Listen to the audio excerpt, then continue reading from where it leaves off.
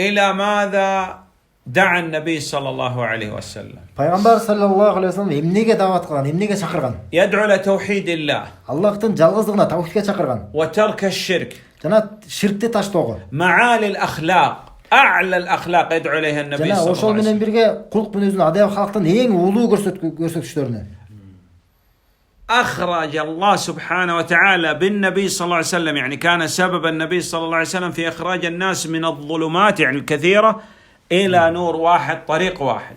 Пайгамбар саллаллаху алейхи вассалам адамдардын караңгылыктардан, көптөгөн караңгылыктардан жалгыз болгон бир ошо Аллахтын нуруна чыгарууга себеп болгон. نعم، ظل عليه الصلاة والسلام 23 سنة يدعو إلى الله سبحانه وتعالى. Жана пайгамбар саллаллаху алейхи вассалам 23 жыл ичинде, 23 жыл бою Аллах Таалага чакырып дават кылып жүрөрдү. ومات النبي صلى الله عليه وسلم والله سبحانه وتعالى أكمل له هذا الدين.